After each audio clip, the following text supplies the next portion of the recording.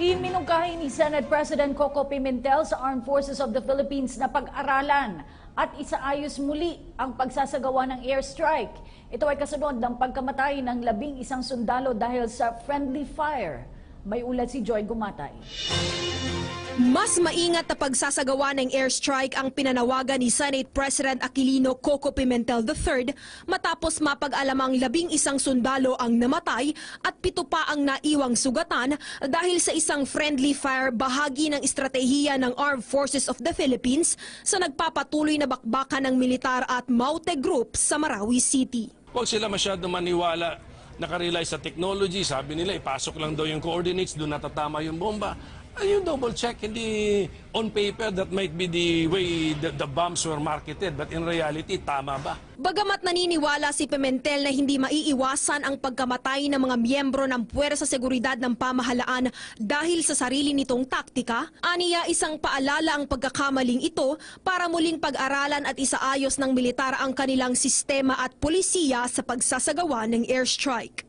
Samantala, iba naman ang opinyon ni Senadora Risa Ontiveros na ikinagulat at lubhang nasaktan sa balitang ito mula pa mismo kay AFP spokesperson Brigadier General Restituto Padilla.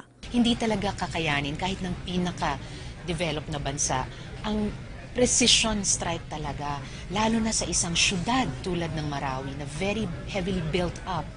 Napakahirap na terrain para sa urban warfare. Matapos ipahayag ng Senado ang suporta sa deklarasyon ng Batas Militar sa Mindanao, umaasa ang mga mambabatas na maibabalik ang kalayaan at kapayapaan sa Marawi City tulad ng ipinangako ni Martial Law Administrator Defense Secretary Delfin Lorenzana. Iniimbestigahan na ng Armed Forces of the Philippines ang pagkasawi ng 11 sundalo at pagkakasugat ng 7 iba pa sa isinagawang airstrike sa Marawi City. Ayon kay Defense Secretary Delfin Lorenzana, ikinalungkot ng pamahalaan ang nasabing insidente. Target naman ng pamahalaan na tapusin na ang krisis sa Marawi City ngayong darating na weekend. At ayon pa kay Lorenzana, may 8 ng foreign terrorists na nasawi sa operasyon ng pamahalaan. May report si Rocky Ignacio. Ipinagutos ni Defense Secretary Delfin Lorenzana kay AFP Chief of Staff General Eduardo Año ang investigasyon sa pagkasawi ng 11 sundalo at pagkasugat ng 7 iba pa dahil sa tinawag na friendly fire sa Marawi City. Sa press briefing sa Malacanang, sinabi nito na posibleng umabot sa 3 hanggang 5 araw bago matukoy ang pinagmula ng insidente. There were 2 planes flying and the first plane dropped their ordnance accurately. Pero yung pangalawa, sumablay, tumama doon sa tropa natin. We are still conducting an investigation. It's headed by the Chief of Staff. What really happened, kung nagkaroon ba ng miscommunication or there was an error of somebody there on the ground or on the air sa parte ng piloto. Ikinalungkot ang pamahalaan ng pangyayari at ito ang unang pagkakataon na mangyari ito sa operasyon ng militar. Very painful to the soldiers, yung mga kasamahan din nila na bakit binubomba tayo ng kasamahan natin. But we just have to explain to them that accidents happen.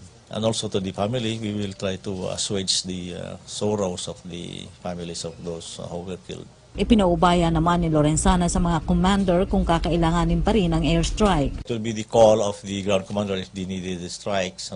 Pero medyo limitahan muna natin yung strike to the aircraft that can deliver accurately. Magkagayunman tuloy pa rin ang operasyon ng tropa sa Marawi at nananatili ang target na tapusin ang krisis hanggang weekend. Tukoy na rin anya nila ang kinaroroonan ni Isnilon Hapilon, bantay sarado ito kaya magkakaroon ng dagdag puwersa. Tomorrow afternoon, let's see.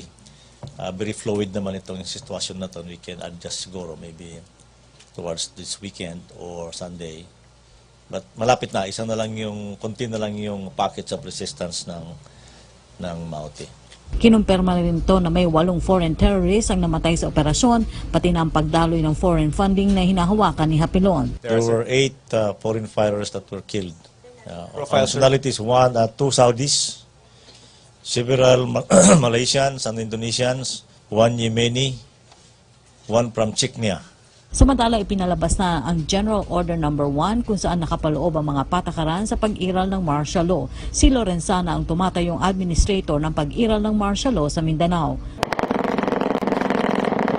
As the fighting rages, some Marawi residents are not minding the dangers of going back to their abandoned homes. They want to retrieve whatever belongings are left, they say, as no one knows when the crisis would end. But they cannot go beyond the checkpoints. Authorities say it is dangerous to move around the city. At the evacuation centers, displaced residents uncertain of what lies ahead. There are mixed sentiments on whether going back to Marawi after the conflict is still an option. Takot na kami, sir. Kasi nakita na namin yung mga Montegro. Siyempre, babalik doon. Kasi nandun yung kabuhayan namin. Of the city's more than 200,000 residents, at least 70% left their homes to seek safety in neighboring towns. Majority are with relatives and friends.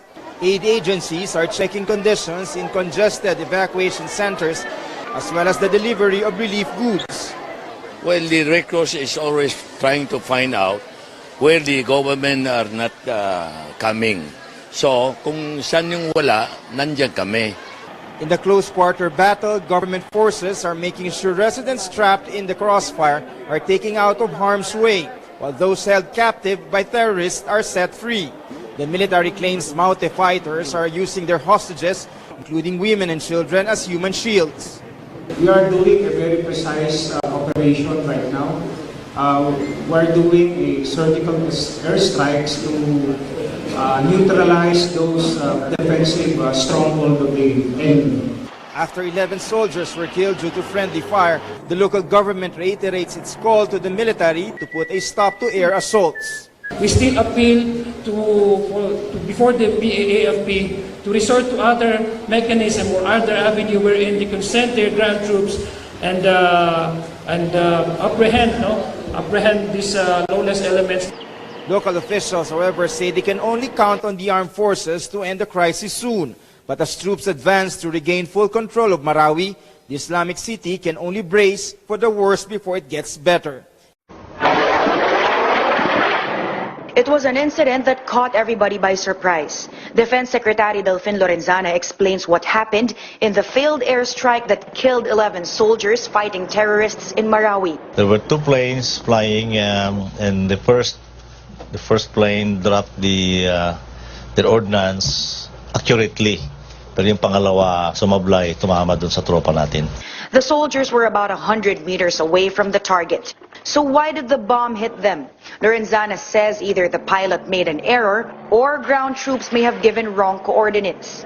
He adds the troops in Marawi are now using ordinary bombs and not precision ammunition that locks on targets. Sometimes mistakes happen, and we hope to those mistakes do not happen, but nangyayari nga, and all we can do is to situate that it will not happen again.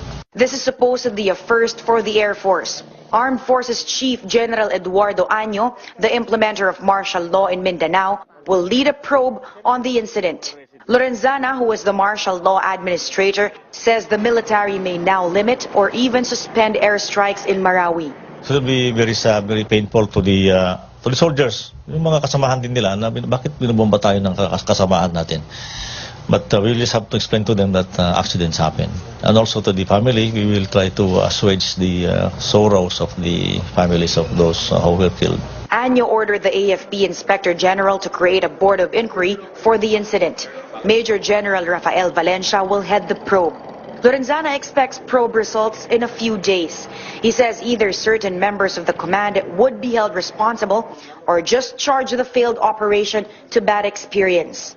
Meanwhile, the military says it is focused on finishing its mission to clear Marawi of terrorists. We know where we are entering into.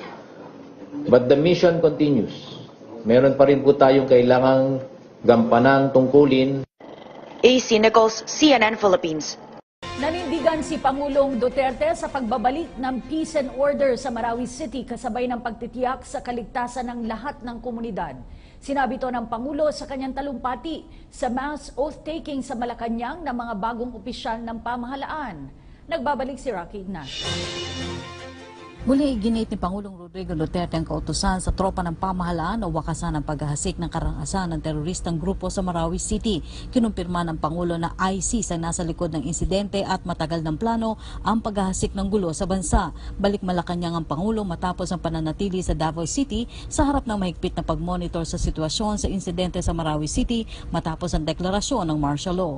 And my orders are, since this is war, I did not ask for it. The people, hindi naman nila hiningi. If it's war, my orders really are to wipe them out. Everyone.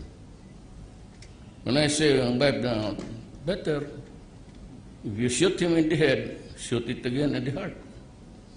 Para sigurado. Otherwise, hindi ka maka-eskapo yan, hindi ka mahuli.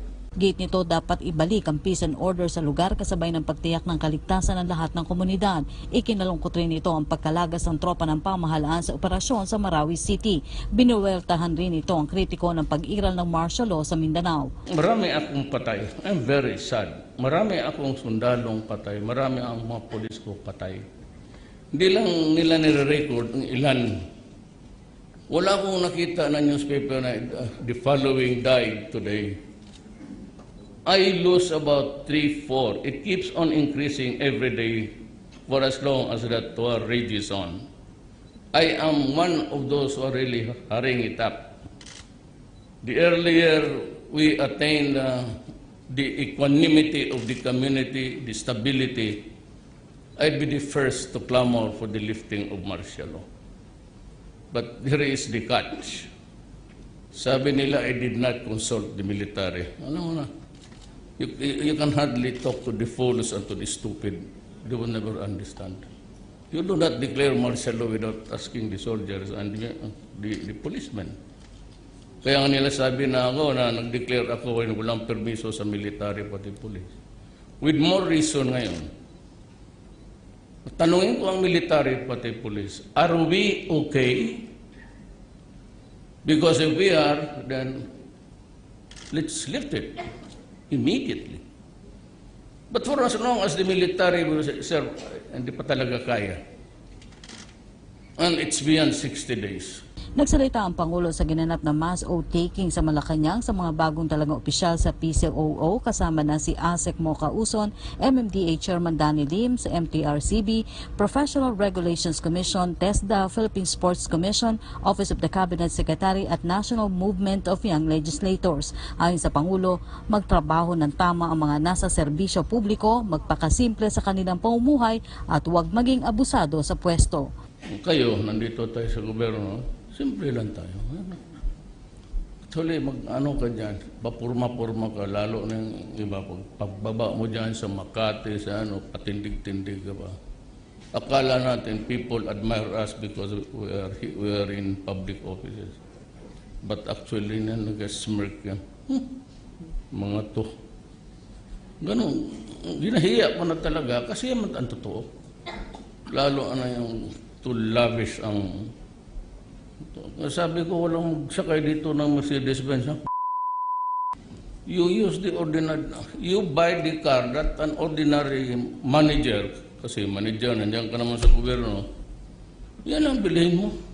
Sa bandang huli, ginit ng Pangulo na bagamat hindi naman niya talaga pinangarap makuha ang pinakamataas na posisyon sa bansa, patuloy itong magsisika para makapaglingkod ng tama sa mga Pilipino.